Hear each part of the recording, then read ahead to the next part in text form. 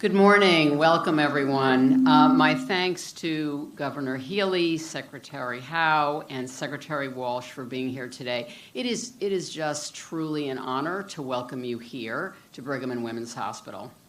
Across Mass General Brigham, our mission is clear. It's to provide exceptional patient care, advance research and innovation, educate the next generation of healthcare leaders, and support the communities we serve.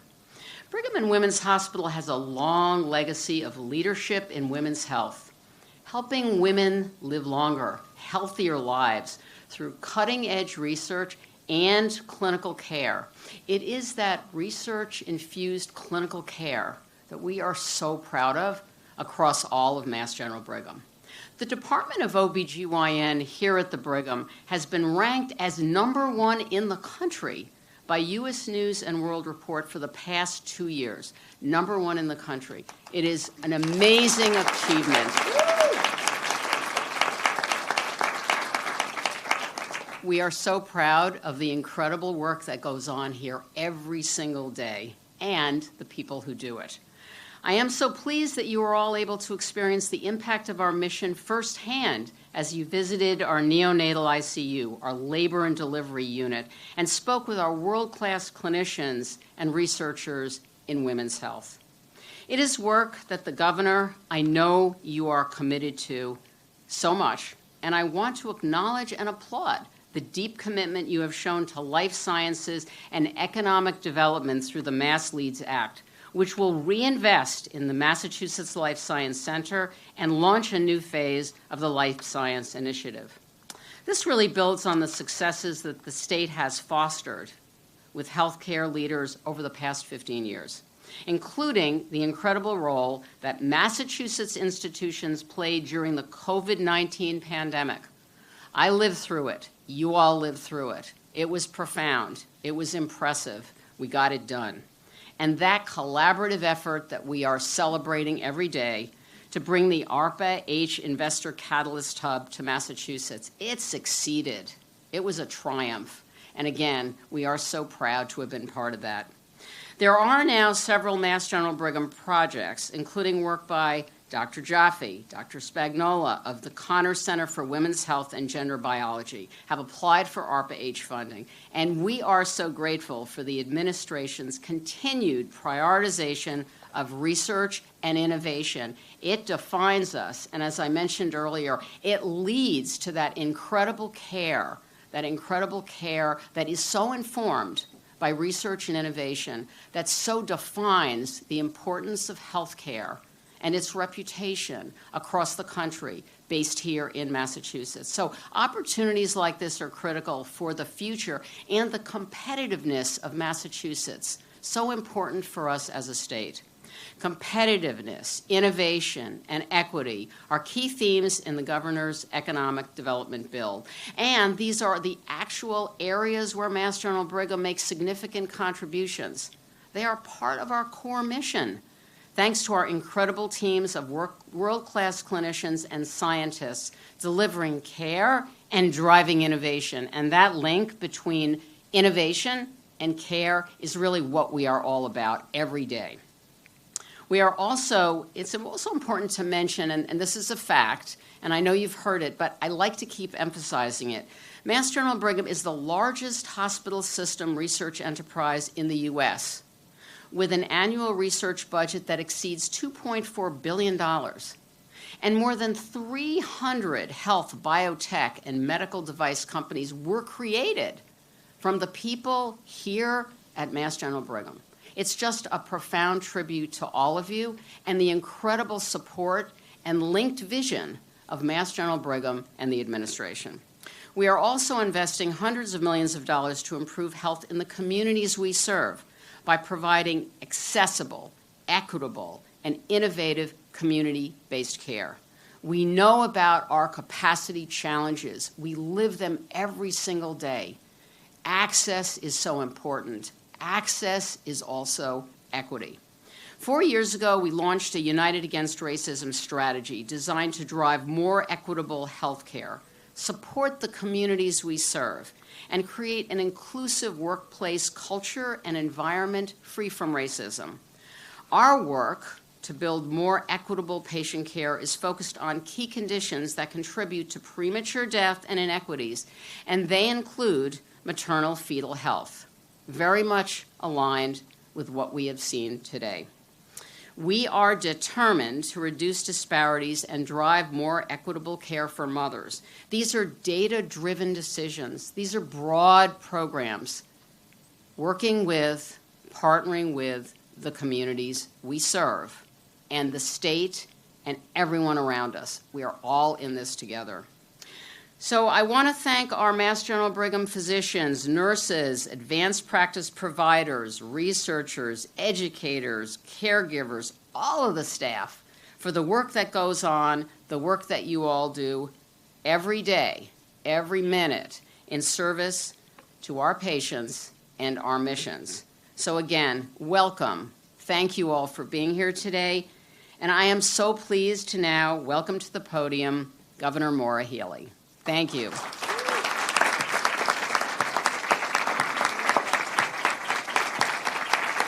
Thank you, Ann.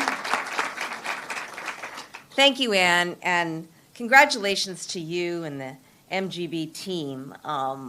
You named so many of the relevant parts, and there are so many others, too, that comprise MGB. And today we're here, excited to have the opportunity to see so much of the innovation that Ann just spoke of in action, in practice. And so thank you very much for hosting our administration on this visit today. I'm delighted to be joined by colleagues, including our colleagues in government, Senator Will Brownsberger, who is here today. In addition, we have members of our team in the administration. So our Secretary of Economic Development, Yvonne Hao, is here, Undersecretary for Economic Foundations, Ashley Stoba. We have Jean LeClaire, who is the acting CEO of the Mass Life Sciences Center today, which is the organization, the body that made the awards that we're going to talk about a little bit. And we have our Secretary of Health and Human Services, Kate Walsh. So I want to thank them and their teams for the work that they do. I also want to thank the doctors, the researchers, the nurses, the staff of the Connors Center. As I said, we just had the opportunity to tour, and it's incredible to see all of what is going on. Dr. Jaffe, thank you so much for taking us through, and to Megan, thank you very much for taking us through just a little while ago.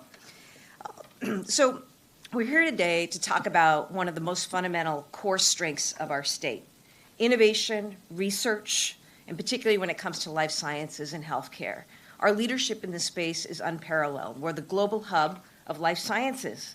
But today is about reaffirming that and making sure that we don't lose any ground, and that you all have, particularly the award recipients, the resources and the tools that you need to do what you want to do, which is to help change lives and yield better health outcomes. We're also here today, it's the start of Black Maternal Health Week, and I think it's particularly important that we be here in this moment to talk about our shared commitment to addressing real health disparities, particularly when it comes to maternal health. And I appreciate the work that so many have done and are doing to address these racial disparities. You know, here in our city and in our state, we want to do everything we can to eliminate those disparities. They shouldn't exist. They shouldn't exist in any realm, but particularly in healthcare. And I know that through the work of so many in this room and colleagues beyond in this wonderful ecosystem that is Massachusetts Life Sciences, we have the power and the wherewithal to get that done, working with community. And a special shout out too to our doulas who are right enmeshed with the community and doing, thank you, the critically important work. So today we're talking about a bill that we filed, economic development. It's important. We'll hear more about that. But basically, you know, this is legislation that's going to help us with cutting edge medical research, with advancing health equity, which is a shared mission, and by working directly with our researchers and our institutions here in Massachusetts. One of the great synergies we have is also with the private sector. And I heard a lot today about the work that you all do together with the private sector. And that is important. That is critically important as we think about how to nurture this ecosystem going forward. And it's also why Massachusetts leads. I appreciate the work that was done, and Chris Coburn, thank you very much for your leadership here as well. So many people came together last year when the Biden administration, which has done a fantastic job, by the way, on healthcare, on maternal health, leading into so much of what you care about, including funding for innovation and science. And as governor, I am grateful to the many different grants and awards our administration has received, whether it's for education or energy or infrastructure, or here when it comes to healthcare and science. We had an opportunity to compete last year for ARPA-H, and assembling this team of so many talented people in the state under the leadership of Secretary Hao and her team, we were able to become that investor catalyst hub, and we're so proud of that. That's because we had a team that included the greatest hospitals and life science companies in the world and the greatest workers and researchers and practitioners. We also know that the First Lady was here in just a few months ago to announce a $100 million investment in women's health, which is really, really exciting. So the Mass Life Sciences Initiative, critical to our state. We propose further reauthorization of that. We know that what was done in the past has already been used to leverage $6 billion in private investment. We now have 18 of the 20 largest biopharma companies in the world here in Massachusetts. We're going to go chase the other two. But we know how to set ourselves up for success because we've done it before. We need to make a similar investment right now. And I'm very, very excited about that. So today, I'm also pleased to announce that we have an additional $3 million in new grant awards through the Women's Health Project. And we'll start with the First Look Awards, which are administered together with the Connors Center. These grants will support early-stage research that advances our understanding of diseases and conditions that disproportionately affect women. 5 researchers, each receiving $50,000. They include Dr. Natalie Feldman to pilot a digital mental health intervention for postpartum anxiety. Thank you. I should say from Brigham and Women's. Dr. Anahita Dua for her work addressing thrombosis in elderly patients with peripheral artery disease. That you? Oh, good. Where's Dr. Shook? Dr. Lydia Shook. Hey, oh, great. To better understand how pregnancies are complicated by type 1 diabetes. Thank you and congratulations. And Dr. Marianne Lafleur. Hey, all right.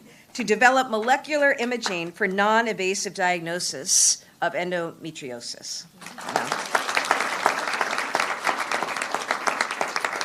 And where's Dr. Christina Bailey-Heithel from WPI, Worcester Polytech Institute? She is developing treatment for bipolar disorder affecting women during pregnancy and breastfeeding. So this is super exciting. Thank you all for what you do. The second group of awards is the Mass Life Sciences Center Women's Health Innovation Program, and these go to institutions to advance projects that are showing real promise. They range from new technologies to better understand pregnancy risks, less invasive screenings for cervical cancer, better medicine delivery for ovarian cancer, and so much more. This year, the winners include Mass General Hospital, Beth Israel Deaconess Medical Center, Tufts Medical Center, Tufts University, Harvard University, Northeastern University, McLean Hospital, and Boston Children's Hospital. And we have a few of the researchers here today, Dr. Emily Lau and Dr. Stacy Gruber. Thank you for representing our awardees. So congratulations, and I just want to say on a personal note, I guess maybe is just to recognize that we have not done what we needed to do for women's health for centuries, right? And I am so psyched as your governor that people are actually looking at this and dealing with this because it is different. And for too long, the model was for a particular sort or type. And we know that over half the population, including here in Massachusetts, doesn't necessarily, relate in the same way, right?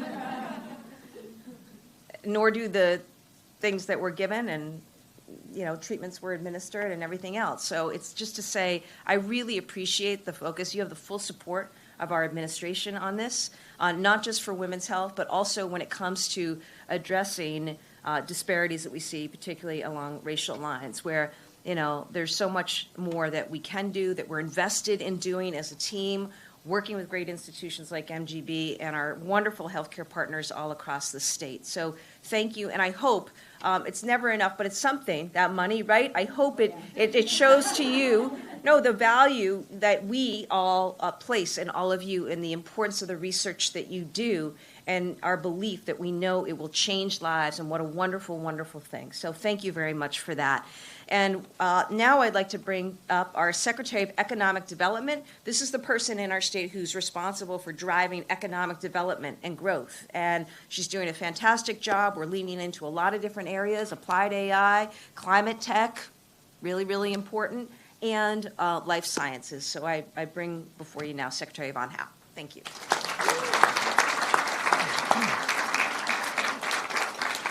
Thank you so much, Governor, for all of that inspiration and for all your support.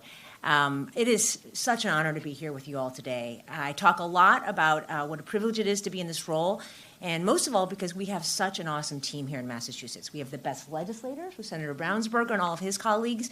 We have the best cabinet with folks like Secretary Walsh, the best team members like Undersecretary Ashley Stolba, the best quasi-leaders like Jean, and most of all, we have all of you here. We are so lucky in our state. And I will tell you, I started in this job in January of 2023. It's my first time in state government. My whole life up until then was actually in the private sector, although I was on the board of another hospital, which we won't name. But so I know a little bit about healthcare, and I was the CEO and CFO of an online pharmacy. So I know the challenges and complexities of healthcare. But I started this job in January, and as the governor said, my job is to work on economic development. So I'm a data person. So I like to look at data. And so I started looking at data. I said, wait a minute, shouldn't we meet with Mass General Brigham, because they're our biggest employer? And our team was like, well, we haven't done a lot with them in the past because they're a hospital, they're just regulated by HHS. And I was like, no, we should meet with them. So the governor, I met with with Dr. Kobansky, and I will tell you the same thing that we told her that day, which is number one, thank you so much. I know you probably don't hear that enough because, we kind of take it for granted. You're here. You're probably not going to move. Other companies can pick up and move. You're probably not going to move. But we still are so grateful, and we don't take it for granted. You are a jewel in our state. Any other state would kill to have you there. And so we want to say, number one, thank you. And the second thing we said is, now how can we work together? What do you need from us? How can we partner together to help make MGB even more awesome and help make our state even more awesome? So I really want to say thank you. And there's so many different things I want to point out on thanking you. So first is, from an economic growth standpoint, you are our biggest employer, 82,000 employees. That is a lot of people working hard every day. So you also, through things, so I met with Chris Coburn right after that. He gave me this economic report on the impact of Mass General Brigham. Over the last couple of years, you've generated $54 billion in economic impact. It's almost the same as our state budget for the whole year. So, and you also, as Dr. Kobansky was saying, you are the number one in terms of research. You're the number one in terms of the rankings. We are so lucky to have you as an economic growth driver here in our state. The second thing is, I just want to highlight this and maybe embarrass Chris a little bit, but, Dr. Kobansky was saying that you were part of the ARPA-H award. I mean, everyone is part of a team. That's very kind that you said that. But really, Chris and Mass General Brigham, you helped captain this team. We would not have won this very competitive hub from President Biden without Mass General Brigham really leaning in with our state and with all the people in our ecosystem. There are so many late nights, so many weekends with Chris, his whole team, Joe Sullivan and Jean from the Life Sciences Center, and from everybody in our ecosystem. And it was competitive, as the governor said. California was very upset. North Carolina was very upset. Many states were very upset, but we won because when we work together, especially with people captaining us like Mass General Brigham, we win. And one of the reasons why it was so important to highlight Mass General Brigham as part of our ARPA-H bid is that sometimes when we talk about life sciences, we think about all the cool drugs, all the big life sciences companies, all the big brands that you've heard of, and that is definitely true. We are so proud to have the 18 of the top 20. But where do those come from? We would not have any of those companies here. We would not have our success in life sciences without our hospital systems, especially Mass General Brigham. You are the goose that has laid these golden eggs for us, and we do not take that for granted. So thank you so much for helping to lead our ARPA-H bid and also to really spawn this incredible leadership we have in life sciences. The other thing I will just say to thank you all is that I don't take it for granted. There's a lot of, you can get lost in the numbers and the GDP and the big federal awards and all that. At the end of the day, this is about taking care of humans, taking care of people and their families. And it's hard work, and it's gotten harder post-pandemic. It's really difficult. There's a ton of burnout. There's a ton of issues everyone's facing. And to be able to walk the NICU and see these tiny little babies and how much you're taking care of them here in the Connor Center, named after our friend Jack's mom, is really, really special. And I will just say on a personal note, my mother-in-law was a NICU nurse. She started having some symptoms of some things that weren't that great. So we moved her from Chicago to Boston, and we took her to Mass General Brigham, and she got diagnosed with Alzheimer's 10 years ago. I will still remember sitting in the lobby and waiting for the doctor to come down, and how incredibly kind they were to us and to her. And last month, she passed away after 10 years of fighting Alzheimer's. And one of the first things to appear in our house after she passed away was a letter from Mass General Brigham, sending the condolences, but also with details around things that we should be thinking about, how to plan, how to think about services for our family. So Mass General Brigham has been there from the beginning to the end, and you do that every day for so many families and patients, not just in our state, but from around the world who come here. So thank you, thank you, thank you. Now, this is why you all represent why this Mass Leads Act is so important. You have been a leader. You do this incredible work. You helped us win ARPA-H. But this is not the time to rest. This is not the time to hang out. This is not the time to just kind of coast. We are living in very complex times. Lots of states, lots of other hospitals are trying to be very competitive. And as the governor and Dr. Klebanski pointed out, there is still so much more work to do. There are still so much more to do in terms of curing disease. There's so much more to do in terms of equity. We know here in our state, even in our state, as awesome as we are, between here and Roxbury is a 2-mile difference. It's a 23-year life expectancy difference. We also know that there's still so much inequity in healthcare. And we're here today to talk about these amazing grants. So we've given over $20 million of grants over the last many years at Mass Life Sciences, just focused on women's health. So before the First Lady and the President got into this, we knew this was an issue. And I chair the Mass Life Sciences Board, and we had a full board meeting dedicated to looking at this Nature article. I'd encourage you to all look at it. It's from 2023. It's a Nature article. Carla, I think you led this discussion. It's a very complicated article, lots of bubbles. But essentially what it boils down to is, if you look at every disease state that is mostly women, it is deeply underfunded. And if you look at every disease state that is mostly men, it is wildly overfunded. So for example, we know that ovarian cancer is the 5th most lethal in cancers. It's only 12th in terms of funding. Prostate cancer is nowhere near as lethal. It gets way more funding. And so this is time for us to fix these. Congratulations to all the award winners. We're so grateful that you are doing this work here in our state, and we're so glad to support you with these First Look awards. And we in Massachusetts, we lead. That's what we do. We solve big problems. And this Mass Leads Act, this $3.5 billion, is aimed at not just kind of doing things the same old. This $3.5 billion and $1 billion of it for life sciences. And when we say life sciences, we mean all of healthcare. Life sciences, including the whole system. We are trying to be more ambitious, just like ARPA-H, and we want to solve these big, hard problems like all of these women's health issues. So this is the time for us to continue to lead. This is why this Mass Leads Act is so important. And thank you all so much. We're excited to work together with our legislative partners to get this done and to continue to work with all of you to do great things for not just your patients and our people in our state, but hopefully for the country and the world. Thank you so much.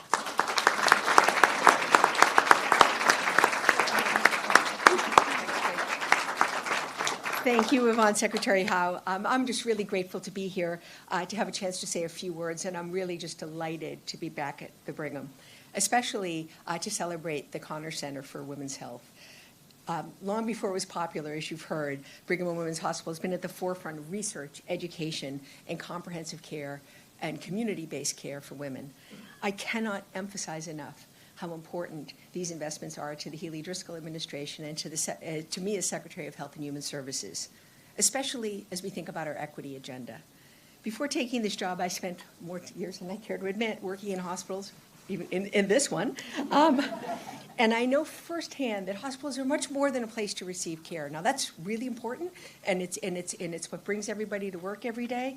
But today's visit highlights the crucial problems that hospitals like Brigham and Women's are specifically on earth to solve.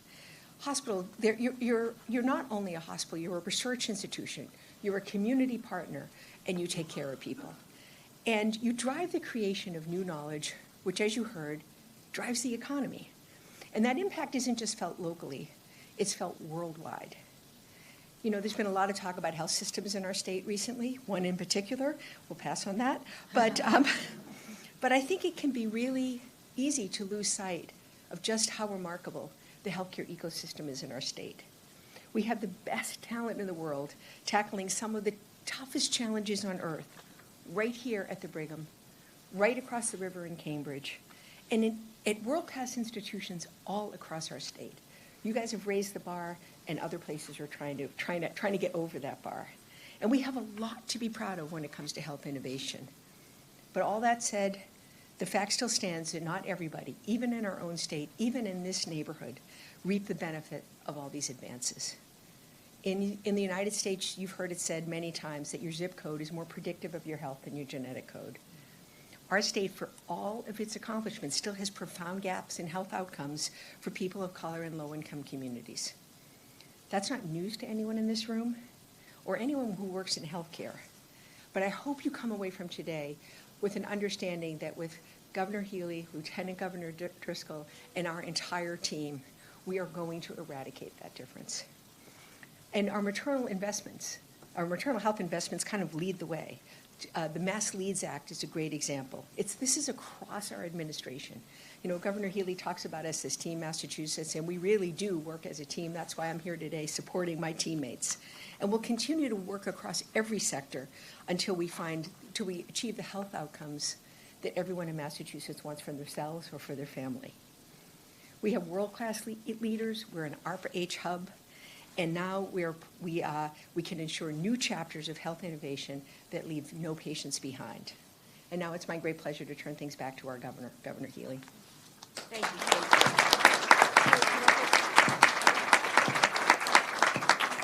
Thank you. I'll just step up for a minute. I'm Will Brownsberger. I happen to have been born many years ago in one of the predecessors to this institution. And I, at this point, happen to be the state senator from this area. But I think these institutions are recognized by all legislators for their incredible importance to the whole region, not just even Massachusetts. We approach this field with humility. There are some things that we do in the public sector that are sort of like our job, like, well, the MBTA and roads and public schools. Then there's other things where we know it's not exactly our job, it's your job, you're leading. And in those areas, what's so important, even more important than in our core business, is that we're listening and being guided by what you tell us needs to happen, what you tell us we need to do. And this governor's team are out here with that orientation, listening, trying to soak up how can we do it better, how can we support you better. And I just want to underline that I and all of us in the legislature approach it with the same spirit, and we're eager to hear from you and be as responsive as we can to your direction on how we can be helpful to your incredibly important mission. Thank you.